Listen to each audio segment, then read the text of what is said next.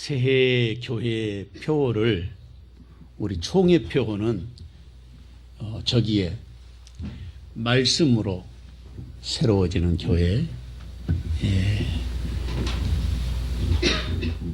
총회 표어이고요. 우리 교회 표어로는 자기 안에 증거가 있는 교회, 이렇게 요한일서 5장 10절 말씀으로 표어를 정했습니다.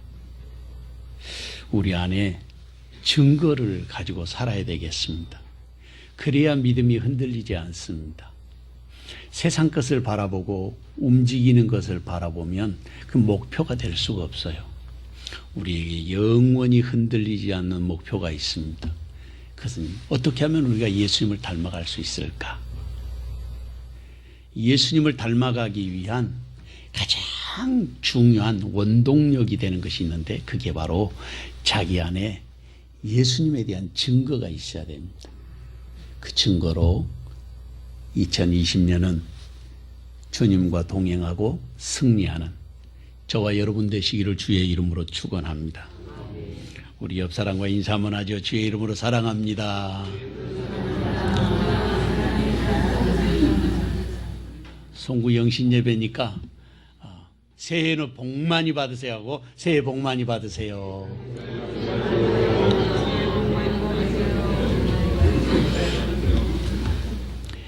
우리 말하는 대로 되는 것입니다. 저 한번 따라하죠. 말하는 대로 되고 기도하는 대로 된다. 2016년에 제가 여기에 한 달 동안 밥을 갖고 올라왔죠.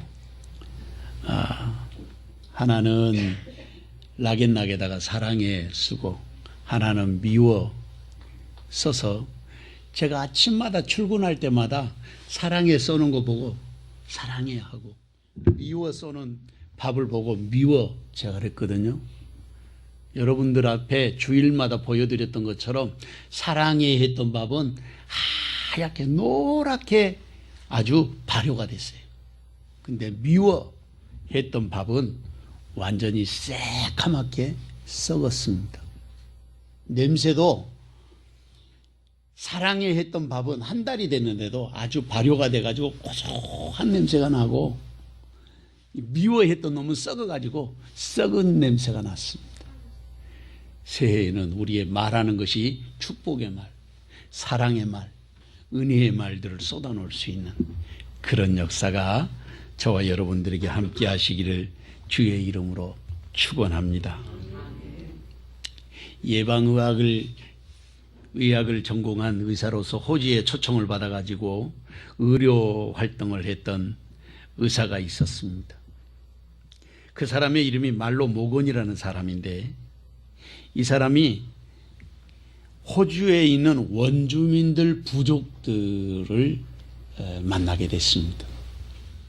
그래서 원주민들의 집회에 참석하게 되고, 그들이 사막을 건너가는데 한 3개월 정도를 함께 동행을 했습니다. 그런데 그 사람들이 생각하는 이 문명세계의 사람들은 어떤 사람들이냐면, 하나님이 주신 질서와 창조를 파괴하는 사람들이라고 생각하는 거예요. 그러니까 우리는 세상을 파괴하는 사람이라는 거죠. 문명세계 사람들은. 그래서 그것을 뭐라고 부르냐면 무탄트라, 그렇게 불렀습니다. 무탄트. 이 호주 원주민들의 그 용어로 무탄트라고 불렀습니다. 말로 모건의 무탄트 메시지라고 하는 그의 책에 나오는 일부 글이 있는데, 제가 여러분들에게 그것을 소개해 드리려고 합니다. 나는 먼저 나 자신을 용서해야 했다. 자신을 비난하지 말고 지나간 일들로부터 배워야만 했다. 내가 남을 받아들이고 남에게 진실해지고 남을 사랑할 수 있으려면 먼저 나 자신을 받아들이고 나한테 진실해지고 나 자신을 사랑해야 한다. 그것이 얼마나 중요한 일인가를 참사람 부족이 내게 가르쳐 주었다. 그런 글입니다. 여기 참사람 부족이라는 것은 호주 원주민들의 그 부족 이름이에요. 참사람 부족이라는 부족의 이름이 거기에 있었는데 그분들을 통해서 엄청난 감동을 받았다는 것입니다. 오늘도 말씀을 통해서 우리가 하나님의 음성을 듣고 우리의 깨어진 부분, 어그러진 부분, 또 내가 회복되어야 될 부분이 무엇인지를 살펴보고 주님의 음성을 들어서 하나님이 원하시는 나, 내가 원하는 나가 아니라 하나님이 원하시는 나는 어떤 사람인가 깊이 생각하고 2020년에는 주님의 영광을 드러내는 참믿음의 사람들로 회복되는 저와 여러분 되시기를 주님의 이름으로 축원합니다. 첫째로 우리는 하나님께로부터 난 사람들입니다. 본문 1절에서 3절 말씀을 다 같이 한 목소리로 읽어보겠습니다. 예수께서 그리스도이심을 믿는 자마다 하나님께로부터 난 자니 또한 낳으신 이를 사랑하는 자마다 그에게서 난 자를 사랑하느니라. 우리가 하나님을 사랑하고 그의 계명들을 지킬 때에 이로써 우리가 하나님의 자녀를 사랑하는 줄을 아느니라. 하나님을 사랑하는 것은 이것이니 우리가 그의 계명들을 지키는 것이라. 그의 계명들은 무거운 것이 아니로다. 아멘. 사도 요한은 12제자 중에서 유일하게 천수를 다하신 분입니다. 그러니까 천수를 다했다는 말은 수명을 다하기까지 세상에 사시다가 돌아가셨다, 그런 뜻입니다. 그래서 세상을 오래 사셨기 때문에 이 사도 요한의 경험과 그의 영적인 지식은 다른 어떤 제자들보다도 훨씬 더 깊이가 있고 훨씬 더 영적으로 꿰뚫어 볼 수 있는 그런 통찰력이 있는 안목을 가졌다, 그렇게 말할 수 있습니다. 그래서 마가복음 같은 경우는 가장 젊을 때 젊은 마가, 가장 나이가 어린 제자거든요. 그래서 마가가 쓴 복음은 굉장히 열정적이고 그리고 도전적이고 그리고 계속해서 투쟁적인 그런 말씀이 마가복음에 기록되어 있거든요. 마가복음은 처음 시작하면서부터 계속해서 귀신을 쫓아내고 병을 고치고 예수님의 그 사역이 그렇게 시작되고 있어요. 그러니까 나이하고도 말씀을 기록해 놓은 이 성경의 그 내용도 조금씩 차이가 좀 있는 것 같은 그런 느낌을 받을 수 있습니다. 그래서 요한복음을 읽어보면 요한은 훨씬 더 영적으로 다른 제자들보다 깊이 있게 다루고 있고 그리고 다른 제자들이 경험하지 못한 영의 세계를 훨씬 더 쉽게 설명하고 있는 것을 알 수가 있습니다. 본문의 말씀에서도 사도 요한이 예수님에 대한 이해를 그대로 기록해 놓고 있는데 다른 사람들이 가지지 못하는 타의 추종을 불허할 만큼 영적인 깊은 이해를 설명해 놓고 있다, 그렇게 말할 수 있습니다. 여기서 사도 요한이 설명하려고 하는 영적인 원리가 있는데 첫째는 예수님이 그리스도인 것을 믿는 자라면 그 사람은 하나님께로부터 난 자다, 그렇게 설명하고 있어요. 예수님을 그리스도로 믿는 사람은 그 사람은 하나님께로 난 사람이라는 것입니다. 그 사람의 믿음이 어떻고 믿음의 정도가 어떻든 그 사람의 지식의 정도와 상관없이 그 사람이 예수님이 그리스도라고 하는 것을 믿는 사람이라면 하나님으로부터 난 사람이다 하는 영적인 원리를 여기에 천명해 놓고 있어요. 그 다음에 두 번째로는 낳으신 이를 사랑하는 자, 다시 말하면 낳으신이라는 말은 예수님을 말하잖아요. 하나님을 사랑하는 사람은 그에게서 난 자를 사랑한다고 했는데 예수님을 사랑하게 되는데 그 예수님을 사랑하는 사람은 형제들을 사랑할 수밖에 없는 사람이다, 이렇게 말하고 있어요. 이게 두 번째 원리예요. 그러니까 우리가 여기에서 우리 자신들에게 질문해 볼 필요가 있는데, 첫 번째로는 내가 예수님이 그리스도이신 것을 내 마음으로 믿고 있는가? 두 번째 질문은 내가 예수님을 믿는 나의 형제들을 내가 사랑하며 살아가고 있는가? 이것이 우리의 질문이어야 되는 거예요. 세 번째로는 우리가 하나님을 사랑하고 그의 계명을 지킬 때 그것을 통해서 우리가 하나님 사랑을 나타내는 것이라는 것입니다. 여기서 다시 질문을 던진다면 나는 하나님을 사랑하는 사람인가? 그렇다면 우리가 말씀에 기록된 대로 계명을 지키면서 사는 사람이어야 할 것을 사도 요한이 가르쳐주고 있는 것입니다. 그래서 본문 3절 말씀을 보면 하나님을 사랑하는 것이 무엇인지를 설명하고 있는데, 그것은 우리가 하나님의 계명을 지키는 것이라고 말하고 있습니다. 부연해서 하나님의 계명은 무거운 것이 아니니라 그렇게 말했어요. 우리가 믿음이 없으면 이게 하나님의 계명을 지키는 것도 어렵고, 사랑이 없으면 주의 일을 하는 것들이 나에게 다 짐이 되는 것입니다. 근데 사랑이 있으면 그것이 기쁨이 되고 감사가 되고, 수고하고 희생해도 그것에서 보람을 얻고 참된 하나님의 은혜를 우리가 깨달을 수 있도록 하나님이 우리에게 지혜를 주시는 거예요. 그게 영적인 지혜고, 그래서 사도 요한이 가르쳐주는 이 지혜가 훨씬 더 인생을 풍부하게 살아온 경험을 설명하게 해놓고 있는 것입니다.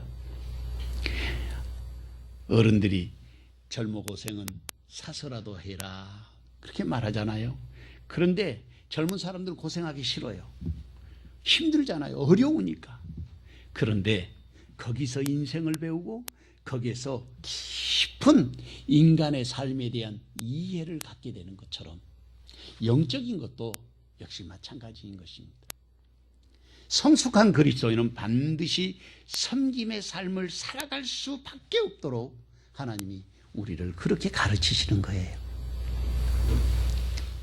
그러니까 오늘 본문에서 무겁다, 계명은 무거운 것이 아니니라 그렇게 말하고 있습니다. 주님의 말씀이 우리에게 가르치는 이 계명들이 무거운 것이 아니라는 거예요. 그런데 무겁게 느껴졌다면 그것은 아직도 내가 주님을 사랑하는 것이, 사랑의 정도가 깊지 않다. 우리가 그렇게 설명할 수 있어요. 여기에 무겁다는 말을 바리스라 그러는데, 사전적인 용어로 찾아보니까 무거운, 짐스러운, 잔인한 그런 설명을 하고 있어요. 그러니까 사람들이 믿음이 없으면 그런 이야기들을 하는 거예요. 하나님 앞에 나올 때 드리는 헌금도 부담스럽고, 때로 어떤 사람은 11조를 강조하면 목사님이 저런 설교밖에 안 한다고 이야기를 하게 되고, 그런데 삶으로 경험을 해보면 하나님이 주시는 축복의 열쇠가 어디 있는지를 우리가 경험으로 알 수 있게 되는 것입니다. 여기에 일생을 하나님의 사랑 안에서 살았던 사도 요한이 그게 짐스러운 것이 아니라 그것이 나에게 하나님의 은총이요 축복이라는 것을 가르쳐주는 말씀입니다. 그러니까 우리가 계명을 지키는 것이 우리에게 부담을 주고 어렵게 하고 시험에 들게 하려고 하는 것이 아니라, 하나님의 계명을 지킴으로써 예수님과 함께 승리의 삶을 살고 하나님의 영광에 참여할 수 있도록 우리를 초청하시는 하나님의 초대장이라고 하는 사실을 우리는 말씀을 통해서 알 수 있는 것입니다. 내가 내게 명하는 율례와 규례와 법도를 지켜 좌로나 우로나 치우치지 아니하면 내가 세상에 사는 동안에 잘되고 장수하게 하겠다고 하나님이 약속하고 계시지 않습니까? 말씀은 우리에게 분명하게 들려오고 있는 것입니다. 어떤 선교사님 아프리카에 선교하러 갔는데 원주민들과 함께 강을 건너게 됐습니다. 근데 강을 건너려고 하니까 큰 돌멩이들을 여자들은 이고 가고 남자들은 하나씩 가슴에다가 안고 가는 거예요. 선교사님에게도 돌멩이를 하나 쥐어줬습니다. 아니 왜 강을 건너는데 가볍게 건너가면 되는데 돌멩이를 주는가 하고 속으로 꿍얼거리는데 강물을 중간쯤 건너가는데 강물이 아주 세게 흐르는 거예요. 돌멩이가 없으면 강물에 휩쓸려 내려갈 수밖에 없을 만큼 물살이 세더라는 겁니다. 그때 깨달았다는 거예요. 오늘도 우리가 인생을 지나고 나면 이 사도 요한처럼 하나님의 지혜를 깨닫게 되는 것이 바로 오늘 본문의 말씀이라고 할 수 있을 것입니다. 가볍고 편안한 것만이 우리에게 행복이 아닙니다. 하나님은 때때로 우리에게 무거운 짐을 지고 고난의 강을 건너게 하실 때가 있습니다. 그때 우리가 지고 가는 짐은 무거운 짐이 아니라 고난을 통과할 수 있는 능력을 주는 힘이라는 사실을 우리가 잊으면 안 되겠습니다. 마태복음 11장 29절에서 30절 말씀에 보면 나는 마음이 온유하고 겸손하니 나의 멍에를 메고 내게 배우라. 그리하면 너희 마음이 힘을 얻으리니 이는 내 멍에는 쉽고 내 짐은 가벼움이니라고 말씀하셨습니다.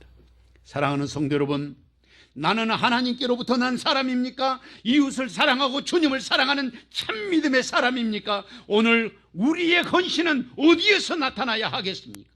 주님이 주신 계명과 율례를 지켜야 할 사람은 누구입니까?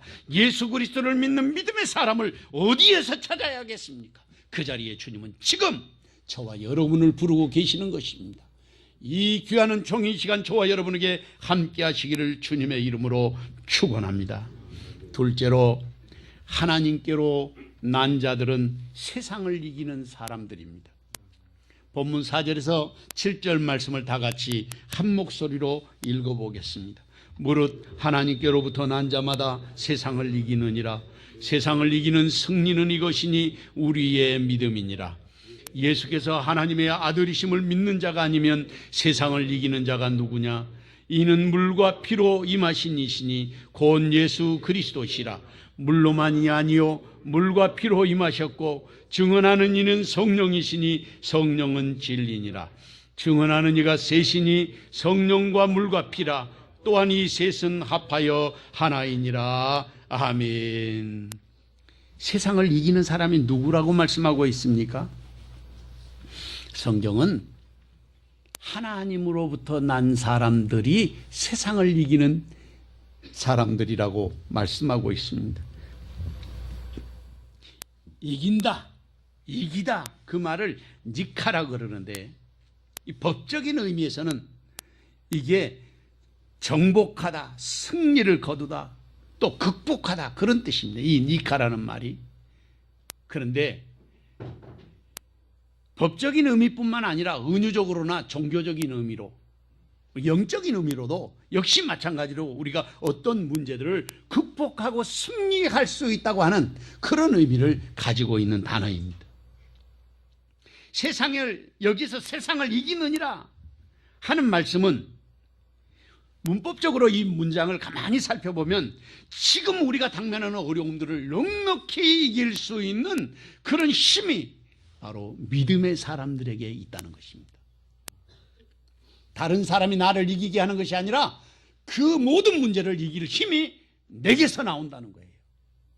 그런 뜻을 갖고 있어요. 이 본문의 말씀이 세상을 이기느니라, 세상을 이기는 승리는 이것이니 우리의 믿음이니라. 옛날 성경에서는 세상을 이기는 이김은 이것이니, 세상을 이기는 이김이 바로 믿음이라고 그렇게 가르쳐주고 있습니다.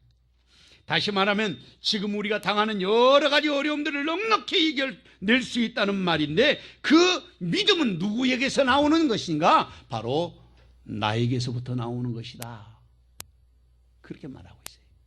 왜냐하면 그 믿음은 하나님으로부터 난 믿음이기 때문에 그런 것입니다.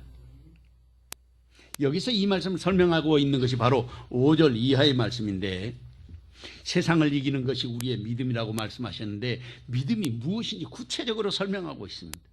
첫째는 예수님이 하나님의 아들이심을 믿는 사람이 세상을 이기는 믿음의 사람이 된다는 것입니다. 둘째는 물과 피로 임하신 예수 그리스도를 증언하시는 성령이라고 말씀하셨습니다. 그리고 성령이 진리인이라고 가르쳐 주십니다. 셋째로는 증언한 이가 셋인데 성령과 물과 피라 말씀하고 있습니다. 이 셋이 하나로 합해서 하나이니라 이렇게 말씀하고 있습니다.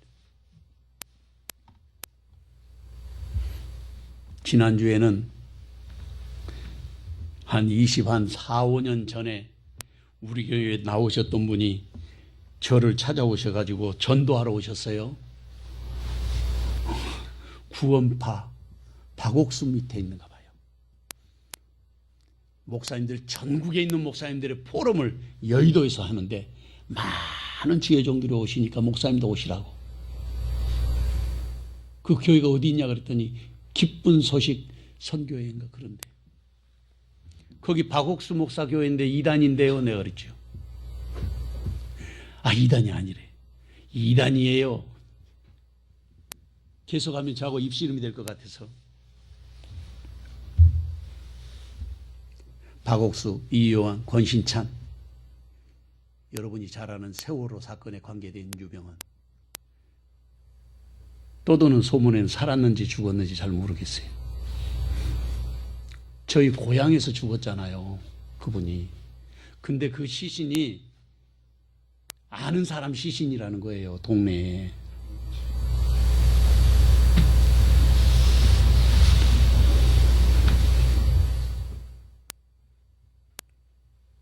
세월호하고도 관계가 되잖아요. 어쨌든 유병헌도 구원파거든요. 저를 전도하려고. 구원파의 잘못된 점 2가지가 있다 그랬죠. 하나는 한 번 구원받으면 계속 영원히 구원받는다. 두 번째로는 한 번 회개하면 다시 회개할 것이 없다. 우리는 거룩한 존재가 아닙니다. 거룩하다고 의롭다고 인정받는 존재, 예수 안에 있을 때 그것을 칭의라 그래요, 신학적으로.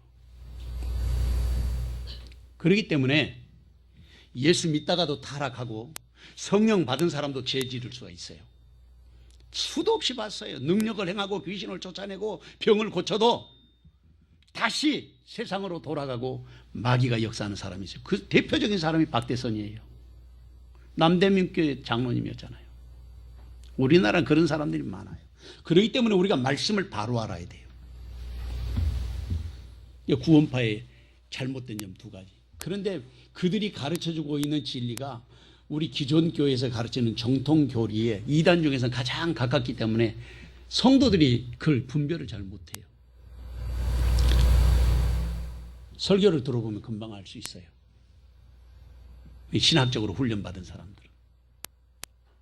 제가 이 말을 꺼낸 거는 오늘도 제가 편지 한 통을 받았어요. 자기가 이제까지 신앙생활을 잘못해가지고 하나님의 말씀을 바로 깨닫지 못했는데 참 진리를 깨달았답니다. 이렇게 편지 봉투에 탁 써가지고 글씨를 잘 썼대요. 예쁜 글씨로. 신천지에서 진리를 깨달았다고. 저를 그것도 전도하는 편지예요. 목사님, 말씀을 제대로 배우고 깨달으시고 회개하고 구원받으십시오. 마귀 새끼가.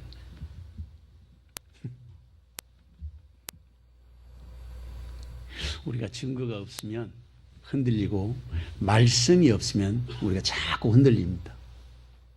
하나님의 교회가 2000년 동안 말씀 가운데 서원 정통교회가 지금까지 있는 것은 수많은 이단들이 흔들어도 말씀에 바로 서 있어서 흔들리지 않은 거예요. 오늘 본문의 말씀이 조금 어려워요. 그냥 읽으면. 2번째는 물과 피로 임하신 예수 그리스도를 증언하시는 성령이신데 성령은 진리라고 그랬어요. 3번째로는 증언하는 지가 셋인데 성령과 물과 피라 그렇게 말하고 있습니다. 여기에서 성령과 물과 피라고 하는 이 사실을 말씀하시고 있는 것은 예수님이 육신을 입고 이 땅에 오셨다고 하는 사실을 지금 요한이 강조하고 있는데, 요한이 연세가 많을 때까지 사셨잖아요. 80살이 넘도록 오래 사셨어요. 그때 당시에. 그때의 복음이, 이 소아시아 일대의 복음이 전해지면서 이단이 생겨났어요. 그때도.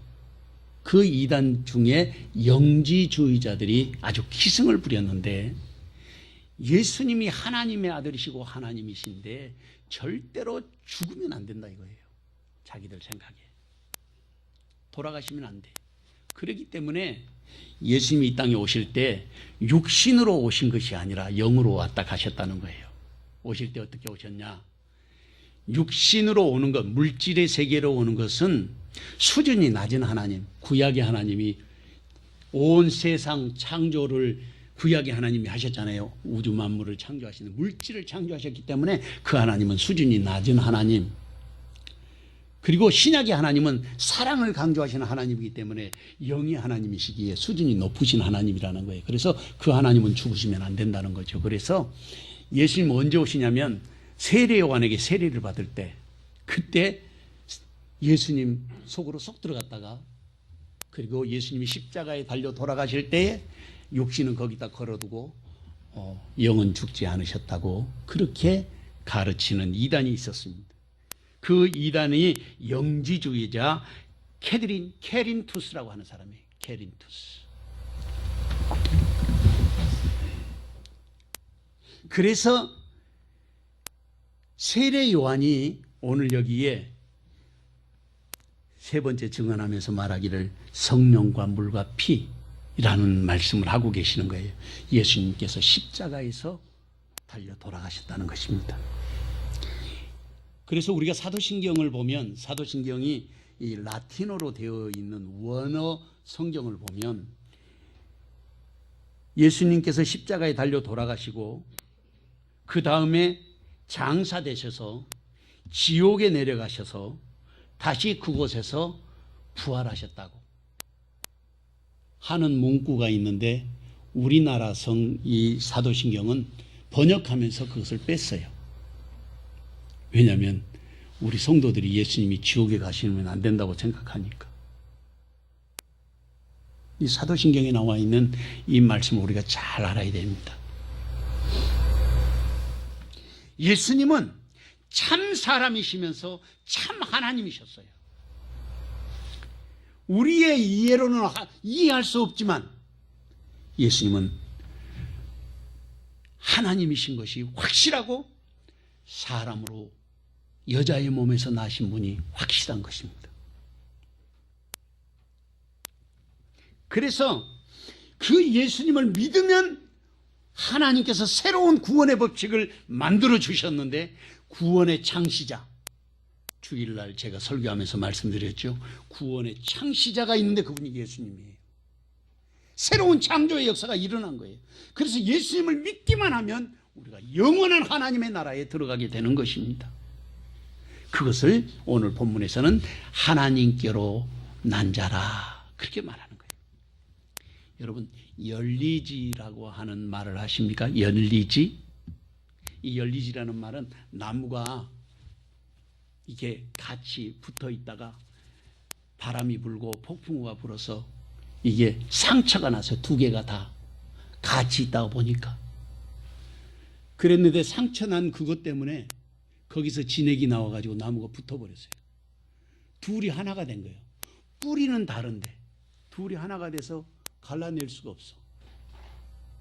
그런데 이 나무가 한쪽 나무에는 빨간 꽃이 피고 한쪽 나무에는 하얀 꽃이 핀다면, 똑같이 한쪽 나무에는 하얀 꽃이 피고 다른 나무는 빨간 꽃이 피어도 몸은 하나인 거예요. 그것을 열리지라 그런다고 합니다. 열리지 현상을 설명할 때 그게 부부의 관계도 열리지 현상이고, 부자의 관계, 자녀가 부모님에게 효도하는 그런 관계도 열리지 관계라고 한답니다. 제가 이것을 찾으면서 우리가 예수 안에서 주님과 우리가 열리지 현상이 우리에게서도 일어나고, 우리가 다 다르지만 예수 안에서 우리가 하나라고 하는 사실이 이 열리지 현상으로 우리가 설명할 수 있을 것이라는 생각이 듭니다. 한 마음으로 예배하고 하나님을 섬기고 주님의 종의 말씀을 들어도 이해하는 것은 각각 다 다르지만 그러나 우리의 마음속에 열리지가 되어서 하나님의 자녀가 되고 예수 그리스도를 믿는 믿음으로 하나 돼서 세상을 이기고 성령의 이끄심을 따라서 주님의 영광을 드러내는 그런 삶을 살아가도록 주님이 우리를 초대하고 계시기 때문입니다. 에베소서 4장 4절에서 6절 말씀을 보면 몸이 하나요 성령도 한 분이시니 이와 같이 너희가 부르심의 한 소망 안에서 부르심을 받았느니라. 주도 한 분이시요 믿음도 하나요 세례도 하나요 하나님도 한 분이시니 곧 만유의 아버지시라. 만유 위에 계시고 만유를 통일하시고 만유 가운데 계시도다 라고 말씀하셨습니다. 사랑하는 성도 여러분, 우리가 때때로는 가까이 때로는 멀리 있는 것 같아도 함께 살아가는 삶의 동역자인 것을 잊으면 안 되겠습니다. 서로에게 상처를 줘서 아픔을 안게 될 수도 있습니다. 그것이 그러나 다시 하나 될 수 있는 연합의 길에 우리를 하나로 이어주는 아름다운 열리지가 될 수 있다는 사실을 기억해야 되겠습니다. 누가 예수 그리스도를 믿는 사람입니까? 누가 서로 도울 수 있는 방법을 찾아서 주님의 기쁨이 되는 사람이 되어야 하겠습니까? 주님께서 그 자리에 지금 저와 여러분을 부르고 계시는 것입니다. 이 귀한 종이 시간 저와 여러분에게 함께 하시기를 주님의 이름으로 축원합니다. 셋째로 하나님은 믿는 자는 자기 안에 증거가 있는 사람이라고 말씀하셨습니다. 본문 9절에서 12절 말씀을 다 같이 한 목소리로 읽어보겠습니다. 만일 우리가 사람들의 증언을 받을진대 하나님의 증거는 더욱 크도다. 하나님의 증거는 이것이니 그의 아들에 대하여 증언하신 것이니라. 하나님의 아들을 믿는 자는 자기 안에 증거가 있고 하나님을 믿지 아니하는 자는 하나님을 거짓말하는 자로 만드나니 이는 하나님께서 그 아들에 대하여 증언하신 증거를 믿지 아니하였습니다. 또 증거는 이것이니 하나님이 우리에게 영생을 주신 것과 이 생명이 그의 아들 안에 있는 그것이니라. 아들이 있는 자에게는 생명이 있고 하나님의 아들이 없는 자에게는 생명이 없느니라. 아멘. 만일 우리가 사람들의 증언을 받을진대, 이 말은 사람들이 서로 증언을 하기도 하지 않습니까? 내가 봤다는 거죠. 자기가 봤다고 증인을 서는 걸 말하는 것입니다. 그런데 하나님의 증거가 여기 있다는 거예요. 하물며 하나님이 그 아들에 대하여 증거하신 증거를 믿지 아니해야 되겠느냐, 그런 말씀입니다. 사도 요한은 여기서 그렇게 말하고 있어요. 하나님의 아들을 믿는 자는 자기 안에 증거가 있고 하나님을 믿지 아니하는 자는 하나님을 거짓말하는 자로 만드나니 이는 하나님께서 그 아들에 대하여 증언하신 증거를 믿지 아니하였음이니라고 했습니다. 하나님의 아들을 믿는 믿음의 사람은 자기 안에 증거가 있다는 거예요. 이 증거가 있다는 말은 지금 자신이 의심 없이 확실하게 믿는 것을 말하는 것입니다. 이 말은 사도 요한이 믿는 그리스도인들에게 주시는 말씀이기 때문에 믿지 않는 사람들에게는 이해하기 어려운 말이라고 할 수 있습니다. 그러나 예수님은 믿는 믿음의 사람들에게는 성령께서 우리 안에 내주하셔서 모든 것이 생각나게 하신다고 했습니다. 하나님의 약속으로 성령의 사람들은 자신 안에서 자연스럽게 예수님이 내 안에 계시다고 하는 사실을 인식하게 된다는 거예요. 그게 믿음이에요. 그래서 본문 11절 이하의 말씀을 보면 다시 한번 그것을 확실하게 말하고 있는데, 또 증거는 이것이니 하나님이 우리에게 영생을 주신 것과 이 생명이 그의 아들 안에 있는 그것이니라. 아들이 있는 자에게는 생명이 있고 하나님의 아들이 없는 자에게는 생명이 없느니라고 말씀하고 있습니다. 그렇습니다. 아들이 있는 사람에게는 생명이 있지만 하나님의 아들이 없는 자에게는 생명이 없다고 단언하고 있습니다. 여기서 우리는 다시 우리 자신들에게 질문해 볼 필요가 있습니다. 점검을 해봐야 되는 거예요. 하나님의 아들 예수님이 내 안에 계시는가? 그것을 점검해야 되는 것입니다. 그리고 예수님이 내 안에 계시다면 그 주님 앞에 나의 삶을 드리고 내가 원하는 대로 사는 것이 아니라 주님이 원하는 대로 나의 삶을 살아가는 사람이 진정한 그리스도인이라고 말할 수 있을 것입니다. 내 안에 하나님 아들이신 예수님이 계신가? 자기 자신이 그렇게 믿어지면 그것은 예수님이 우리 안에 계신 것이 틀림이 없습니다. 하나님의 아들이 없다면 믿어지지 않을 것이 아니겠습니까? 영국의 프랭크 모리슨이라고 한 젊은 변호사가 있었습니다. 자기는 예수님이 부활했다는 사실을 믿을 수가 없었어요. 그래서 예수님이 부활하지 않았다고 하는 사실을 증명하고 반박하기 위해서 연구를 하기 시작했습니다.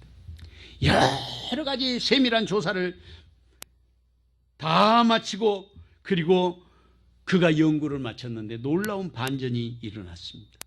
프랭크는 자신의 연구를 종합하여 책을 쓰게 됐는데 결국에 예수님의 부활은 사실이라고 하는 책을 썼습니다. 그 책 제목이 Who Moved the Stone이라는 책이에요. 누가 무덤의 돌을 옮겼는가. 제가 구글에도 이걸 찾아봤어요. 아주 지금도 유명한 책입니다. 우리가 예수 그리스도의 부활하신 사실을 이론적으로 따져보고 연구하여 보고도 그리고 확실한 사실이라는 것을 보편적인 역사를 통해서 얻은 결론이 예수님이 부활하셨다는 사실을 부정할 수 없다고 합니다. 그런데 그 역사적인 사실을 넘어서 지금 우리 안에서 역사하시는 분이 계시는데 그분이 바로 성령 하나님이시고 예수님이 약속하신 하나님이신 것입니다. 요한복음 14장 26절 말씀에 보면 보혜사 곧 아버지께서 내 이름으로 보내실 성령 그가 너희에게 모든 것을 가르치고 내가 너희에게 말한 모든 것을 생각나게 하리라고 말씀하셨습니다. 사랑하는 성도 여러분, 2020년 한 해는 우리 안에 역사하시는 성령님으로 하여금 우리를 인도하시도록 자신의 삶을 주님께 맡기는 그런 한 해의 삶을 살아야 하지 않겠습니까? 자기 안에 성령이 함께 하시는 증거가 있는 교회를 어디서 만나야 하겠습니까? 누가 예수님을 만난 간증이 있는 성도가 되어야 하겠습니까? 그런 사람을 통해서만 주님은 영광을 받으시고 그런 사람을 통해서만 그런 사람들을 복되게 하여 주지 않으시겠습니까? 그 자리에 주님은 지금 저와 여러분을 부르고 계시는 것입니다. 이 귀한 종이 시간 저와 여러분에게 함께 하시기를 주님의 이름으로 축원합니다. 사랑하는 주님, 우리 안에 증거가 있게 하여 주시고 성령께서 함께 하여 주시는 은총이 우리의 삶을 주장하여 2020년 새해에는 아버지만을 영화롭게 하는 참믿음의 삶을 살아가게 하옵소서. 예수님의 이름으로 기도하옵나이다. 아멘.